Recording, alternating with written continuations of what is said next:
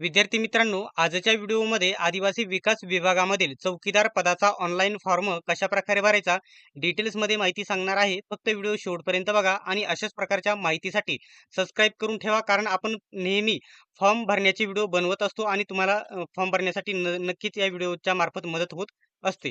विद्यार्थी मित्रांनो, फॉर्म भरण्यासाठी आदिवासी विकास विभागाचा आपला जो स्पेशल टेलिग्राम ग्रुप आहे तो जॉईन करा. तेथे फॉर्म भरण्याची लिंक भेटेल. त्या लिंकवरती क्लिक केल्याच्या नंतर असा इंटरफेस तुमच्या समोर आलेला बघायला भेटणार आहे. इथं आपल्याला सर्वात पहिल्यांदा रजिस्ट्रेशन करावे लागणार आहे. इथं नवीन नोंदणी या बटनावरती इथे तुम्ही क्लिक करा. या बटनावरती क्लिक केल्याच्या नंतर बघू शकता फॉर्म भरण्याची प्रोसेस, रजिस्ट्रेशनची प्रोसेस चालू झालेली आहे. इथं तुम्हाला कॅपिटलमध्ये स्वतःचं पहिलं नाव टाकायचं आहे. त्याच्यानंतर मधले नाव म्हणजे वडिलांचं नाव इथे टाकायचं आहे आणि इथं लास्ट नेम म्हणजे तुमचं आडनाव इथे बरोबर तुम्हाला टाकून घ्यायचं आहे. त्याच्यानंतर खाली स्क्रोल करा. येथे जन्मतारीख टाकायची आहे. या आयकॉनवरती इथे तुम्ही क्लिक करा. त्याच्यावरती क्लिक केल्याच्या नंतर तुमचं जे जन्मवर्ष आहे ते इथं वर्ष सिलेक्ट करा. आता इथं 2026 आहे, परंतु जेही तुमचं 1997, 2000, 1996 जेही जन्मवर्ष असेल ते इथे सिलेक्ट करा. त्याच्यानंतर इथं महिना सिलेक्ट करा. त्याच्यानंतर तारीख सिलेक्ट करा. तुमचं वय इथं सिलेक्ट होऊन येणार आहे. ठीक आहे. जन्मतारीख अशा प्रकारे टाका. तुमचा बरोबर चालू असलेला ईमेल आयडी इथे टाका. तोच ईमेल आयडी बरोबर पुन्हा एकदा इथे टाका. त्याच्यानंतर चालू असलेला रेग्युलर मोबाईल नंबर इथे टाका आणि तोच मोबाईल नंबर पुन्हा एकदा इथे टाकून घ्या. सर्व माहिती बरोबर आहे याची खात्री करा आणि इथं जनरेट ओटीपी या बटनावरती इथे तुम्ही क्लिक करून घ्या. आता इथं तुम्ही बघू शकता OTP has been sent your mobile number or email ID. तुमच्या मोबाईल नंबरवरती एक ओटीपी येईल, तो तुम्हाला टाकायचा आहे. इथं ओकेच्या बटनावरती इथे तुम्ही आता सध्या क्लिक करून घ्या. ठीक आहे. त्याच्यानंतर आता खाली स्क्रोल करा. खाली स्क्रोल केल्याच्या नंतर इथं बघू शकता ओटीपी इथं टाकण्याचं ठिकाण आलेलं आहे. इथं ओटीपी टाकून घ्या. ठीक आहे. आता मी बघतो माझा ओटीपी जो आलेला आहे तो तुम्हाला एका मिनिटामध्ये मी इथे टाकून दाखवतो. ठीक आहे. बघू शकता अशा प्रकारचा मी ओटीपी टाकलेला आहे. खाली आल्याच्या नंतर हा जो कॅप्चा आहे जशाच्या तसा इथे टाकून घ्या. जशाचा तसा इथे टाका आणि सबमिट रजिस्ट्रेशन फॉर्म या बटनावरती इथे तुम्ही क्लिक करा.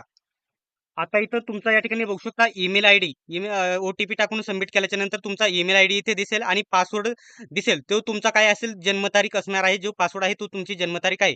परंतु इथं तुम्हाला काय करायचं आहे, आता सेट न्यू पासवर्ड इथं टाकायचा आहे. सेट न्यू पासवर्ड टाकण्यासाठी तुम्हाला इथं बघू शकता जोही तुमचा आधीचा पासवर्ड होता तो जन्मतारीख म्हणून असेल तो टाकायचा आहे.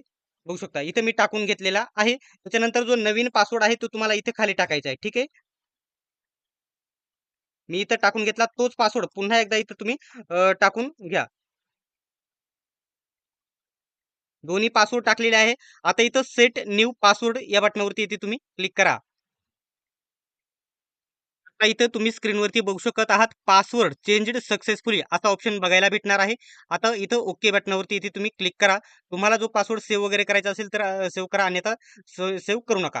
आता जोही तुम्ही ईमेल आयडी टाकला होता तो ईमेल आयडी इथे टाका. ईमेल आयडी इथे टाका. त्याच्यानंतर जो नवीन पासवर्ड बदललेला आहे तो इथे तुम्ही टाका आणि साइन इन या बटनावरती इथे तुम्ही क्लिक करा.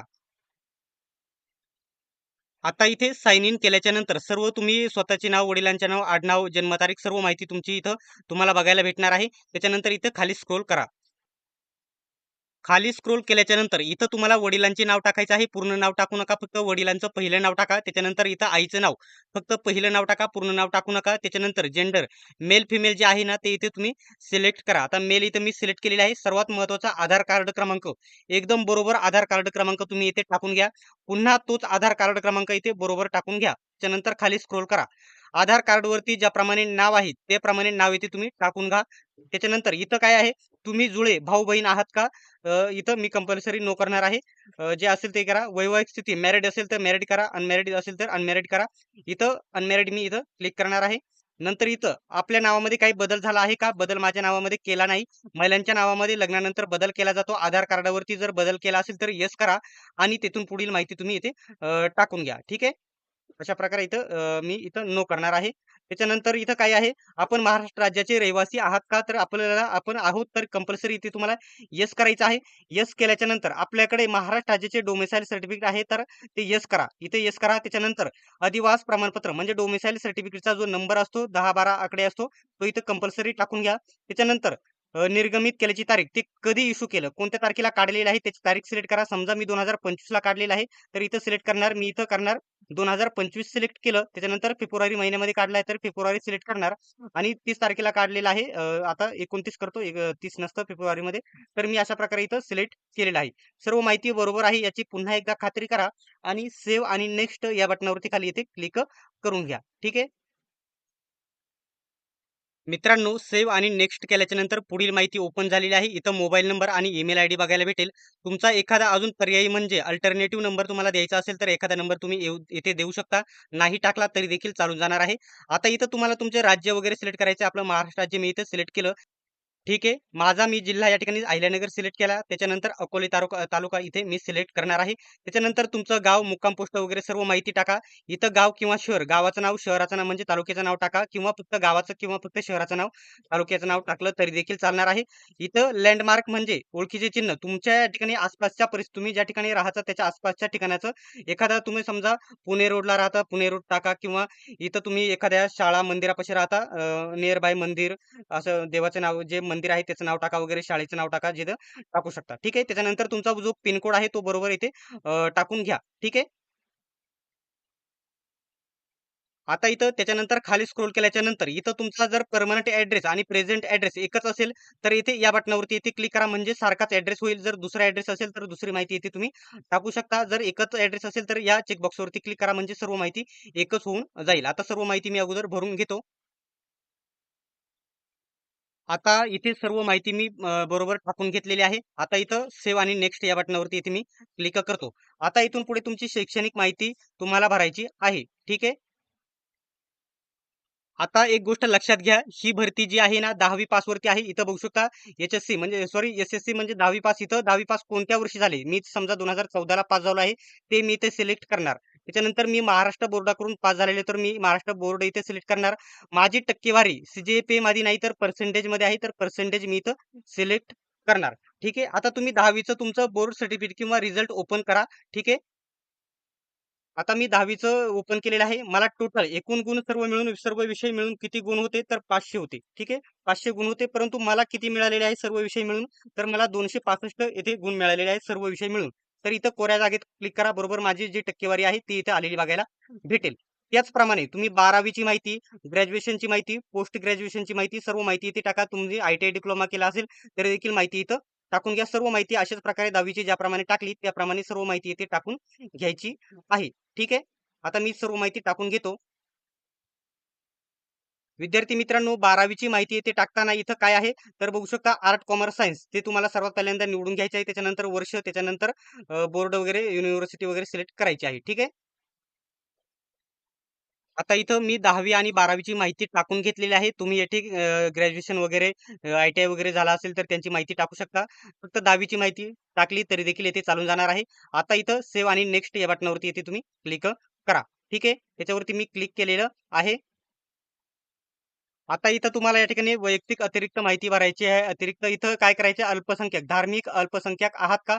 इथं तुम्ही या ठिकाणी नो करायचं आहे. त्याच्यानंतर उमेदवाराचा धर्म हिंदू, मुस्लिम, शीख, साई वगैरे वेगवेगळे धर्म आहेत. कोणता जो तुमचा धर्म आहे तो तुम्ही इथे सिलेक्ट करा. त्याच्यानंतर उमेदवाराचा प्रवर्ग, माझी कॅटेगरी एस आहे तर मी इथं एस सिलेक्ट करणार. ठीक आहे. एस सिलेक्ट केल्याच्या नंतर तुमचा कास्ट सर्टिफिकेट नंबर म्हणजे जातीच्या दाखल्याचा क्रमांक जो आहे तो तुम्हाला इथे बरोबर टाकून घ्यायचा आहे. तो टाका. त्याच्यानंतर तुम्हाला ते कधी इश्यू झालं त्याची तारीख वगैरे वर्ष सिलेक्ट करा, महिना सिलेक्ट करा आणि तारीख सिलेक्ट करा. ठीक आहे. अशा प्रकारे सिलेक्ट करा. त्याच्यानंतर ते कोणी दिलेलं आहे तहसीलदार, नायब तहसीलदार, सब डिव्हिजनल ऑफिसर ते तुमच्या जातीच्या दाखल्यावरती लिहिलेलं असतं ते तुम्ही इथे सिलेक्ट करून घ्या. ठीक आहे. ते सिलेक्ट केल्याच्या नंतर खाली स्क्रोल करा. त्याच्यानंतर इथं तुमची जात वैधता प्रमाणपत्र म्हणजे कास्ट व्हॅलिडिटी झालेला आहे का?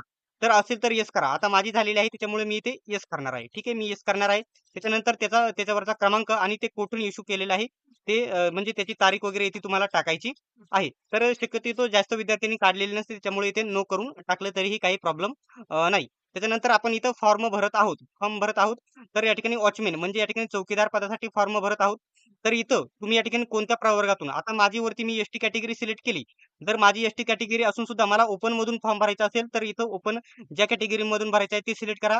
आता मला ओपन मधून भरायचा नाही परंतु मला एसटी मधूनच भरायचे आहे. पुन्हा एकदा इथे एसटी सिलेक्ट करा. जर ओपन मधून भरायचं असेल तर इथं ओपन सिलेक्ट करू शकता. ठीक आहे. आता तुम्हाला कोणता आता जेवढे पण वेगवेगळ्या प्रकल्पांमध्ये एसटी साठी जागा आहेत सर्व प्रकल्प आलेले आहेत. ठीक आहे. आता समजा मी इथं भरत आहे कळवणला. कळवण मी इथे सिलेक्ट करणार. कळवण सिलेक्ट केलं त्याच्यानंतर खालीच या तुम्ही अपंग वगैरे आहात का? तर अपंग मी नाही त्याच्यामुळे इथं नो सिलेक्ट केलं. त्याच्यानंतर अनाथ वगैरे आहेत का? तर नो सिलेक्ट करणार आहे. जे असेल आरक्षण तुम्ही इथे सिलेक्ट करून घ्या. प्रकल्पग्रस्त माझ्याकडे मी नाही तर नो करणार. त्याच्यानंतर भूकंप देखील सर्टिफिकेट नाही त्याच्यामुळे ते नो करणार.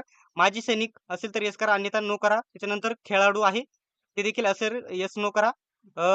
कर्नाटक राज्याच्या या ठिकाणी सीमावर्ती असलेले 365 गावांमधून जर त्याच्यातील तुम्ही उमेदवार असेल तर येस करा अन्यथा नो करा. अंशकालीन पदवीधर असेल तर येस करा अन्यथा नो करा. आता इथं बघू शकता इथं काय करायचं आहे. आता जातीचं इथं काय विचारलेलं आहे उत्पन्नाचा दाखला तुमच्याकडे आहे का? नसेल तरी चालणार आहे. आता समजा तुम्हाला अंदाजित तुमचे जे उत्पन्न आहे ना ते टाकून द्यायचं आहे. ठीक आहे. उत्पन्न मी टाकलं इथं 28,000 तुम्हाला माहिती असेल ते टाकून घ्या. आता जे आहे का नाही तुमच्याकडे असेल तर येस करा अन्यथा नो करा. मी इथं नो कंपल्सरी केलं आहे. जर तुम्हाला यावर्षीचं 2025चं आणि 26चं असेल तर तुम्ही येस करा. येस करा आणि त्याची माहिती भरा. ते कधी काढलं, त्याच्यावरची तारीख, त्याचा नंबर वगैरे तुम्ही इथे टाकू शकता. परंतु माझ्याकडे नाही तर मी कंपल्सरी इथे नो करणार आहे. ठीक आहे. त्याच्यानंतर तुम्हाला 5 परीक्षा सेंटर टाकायचे आहे. समजा मी अंदाजित टाकत आहे इथं. समजा मला सर्वात इथं जवळ आहे ते नाशिक. मला इथं नाशिक जर सिलेक्ट केलं, त्याच्यानंतर मी इथं सिलेक्ट करणार अहिल्यानगर. ठीक आहे. अहिल्यानगर सिलेक्ट केलं. त्याच्यानंतर इथं सिलेक्ट करणार जवळ जे आहे ते छत्रपती संभाजीनगर. त्याच्यानंतर मुंबई. आता मला समजा मी नंतर सिलेक्ट करणार मुंबई आणि तुम्हाला जे जवळ असेल तुमच्या प्रमाणे तर ते इथं तुम्ही सिलेक्ट करा. आता अशा प्रकारे 5 एक्झाम सेंटर तुम्ही टाकून घ्या. ठीक आहे. त्याच्यानंतर इथं खाली या. खाली आल्याच्या नंतर इथं काय करायचं आहे, तुम्ही या दोन्ही चेकबॉक्सवरती क्लिक करायचं आहे. सर्व माहिती वरील बरोबर आहे याची खात्री करा आणि सेव्ह आणि नेक्स्ट या बटनावरती इथे तुम्ही क्लिक करा. मी सर्व माहिती भरून घेतलेली आहे. इथं सेव्ह आणि नेक्स्ट या बटनावरती इथे क्लिक करतो. आता इथं शेवटची प्रोसेस आलेली आहे. इथं तुम्हाला काय करायचं आहे, तुमचा रंगीत पासपोर्ट साईज फोटो अपलोड करायचा आहे. त्याची साईज 100 केबीच्या आतमध्ये असणे गरजेचे आहे. त्याच्यानंतर तुमची स्वाक्षरी सही अपलोड करायची आहे. जी तुमची सही 200 केबीच्या आतमध्ये असणे गरजेचं आहे. आता इथं डाव्या हाताचा अंगठ्याचा थंब इम्प्रेशन तुम्हाला अपलोड करायचं आहे. ते कशाप्रकारे अपलोड करायचं आहे, तर तुम्ही या ठिकाणी डाव्या हाताचा अंगठा पॅडवरती करायचा आहे, वठवायचा आहे, कोऱ्या कागदावरती गिरवायचा आहे आणि त्याचा फोटो काढून अपलोड करायचा आहे. जर तुमच्याकडे थंबचं पॅड नसेल, तर तुम्ही कोऱ्या कागदावर म्हणजे पेनाने अंगठ्यावरती गिरवायचं आहे आणि कोऱ्या कागदावरती वठवा. त्याचा फोटो काढून अपलोड करा. 200 केबीच्या आतमध्ये अपलोड करू शकता. त्याच्यानंतर रिटर्न डिक्लेरेशन म्हणजे लेखी घोषणापत्र आहे, जे तुम्हाला कुठे भेटेल? आता बघू शकता. ते तुम्हाला इथेच खाली बघा. खाली आल्याच्या नंतर इथं बघायला भेटेल. इथं मराठीमध्ये मीच्या पुढे तुमचं नाव लिहायचं आहे मराठीमध्ये पूर्ण. त्याच्यानंतर उमेदवाराचे नाव लिहायचे खाली आणि सही इथं करू शकता. मराठी किंवा इंग्रजीमध्ये अशा प्रकारे कोऱ्या कागदावरती लिहा आणि मीच्या पुढे तुमचं नाव लिहा. आता इथं इंग्लिशमध्ये लिहिलेलं तर आईच्या पुढे तुमचं नाव लिहा आणि इथं खाली नाव टाका आणि सही करा आणि ते कोऱ्या कागदावरती लिहिणे आवश्यक आहे. त्याचे फोटो काढून इथे तुम्ही अपलोड करा. 200 केबीच्या आतमध्ये अपलोड करणे गरजेचं आहे. आता मी इथं सर्व माहिती अपलोड करून घेतो. सर्व माहिती अपलोड करतो आणि सेव्ह आणि नेक्स्ट बटनावरती इथे तुम्ही क्लिक करा. ठीक आहे. आता इथं सर्व अपलोड करून घेतलेलं आहे. सेव्ह आणि नेक्स्ट वरती मी क्लिक करतो. आता इथं सेव्ह आणि नेक्स्ट वरती क्लिक केल्याच्या नंतर संपूर्ण तुमचं नाव, मोबाईल नंबर वगैरे सर्व जेवढा पण अर्ज तुम्ही भरला आहे, तो इथं ओपन झालेला बघायला भेटेल. सर्व अर्ज इथे ओपन झालेला बघायला भेटेल. याच्यामध्ये सर्व माहिती पुन्हा एकदा 2-3 वेळा चेक करा. काही दुरुस्ती असेल, तर काही खाली आल्याच्या नंतर इथं खाली आल्याच्या नंतर तुम्ही इथं मॉडिफाय नावाचा जो ऑप्शन आहे याच्यावरती जाऊन तुम्ही याच्यामध्ये काही बदल करू शकता. जर पूर्ण अर्ज बरोबर आहे याची खात्री असेल, तर प्रोसीड टू पेमेंट या बटनावरती इथे तुम्ही क्लिक करा. आता त्याच्यावरती क्लिक केल्याच्या नंतर इथं या ठिकाणी तुमचा ईमेल आयडी वगैरे दिसेल. इथं पे ऑनलाईन या बटनावरती इथे तुम्ही क्लिक करा. ठीक आहे. पे ऑनलाईन या बटनावरती क्लिक केल्याच्या नंतर अनेक ऑप्शन बघायला भेटतील पेमेंटसाठी. परंतु सगळ्यात सोपे तुम्हाला ने जाते तर वरती स्कॅनरवरती इथे क्लिक करा. आता इथे जनरेट क्यूआर तुमचा क्यूआर कोड इथे जनरेट झालेला आहे. याच्यावरती तुम्ही तुमचं पेमेंट करा. पेमेंट केल्याच्या नंतर तुम्ही या ठिकाणी काही करू नका. तुम्हाला एक ऑर्डर आयडी म्हणून तुम्हाला इथे येईल त्याचा फोटो काढून घ्या. फोटो काढून घ्या आणि या ठिकाणी तिथं प्रिंटचा वगैरे ऑप्शन बघायला भेटणार नाही. प्रिंटचा ऑप्शन तुम्ही आता डायरेक्टली बॅक करून टाका. तिथे प्रिंटचा ऑप्शन भेटला तर प्रिंट काढा. त्याच्यानंतर पुन्हा फॉर्म भरण्याच्या लिंकवरती जा आणि तिथं ईमेल आयडी, पासवर्ड टाकून लॉग इन करा आणि तिथं तुम्हाला फॉर्म डाउनलोड करण्याची तिथं ॲप्लिकेशन डाउनलोड असा ऑप्शन भेटेल आणि अप्लाय न्यू प्रोजेक्ट असा देखील ऑप्शन भेटेल. तिथे जाऊन तुम्ही दुसऱ्या प्रकल्पामध्ये अजून दुसरे फॉर्म देखील भरू शकतात. ठीक आहे आणि तिथून प्रिंट देखील डाउनलोड करता येईल. अशा प्रकारे फॉर्म भरण्याची प्रोसेस होती. ही माहिती कशी वाटली कमेंट बॉक्समध्ये नक्की सांगा आणि चॅनलला सबस्क्राईब नक्की करून घ्या.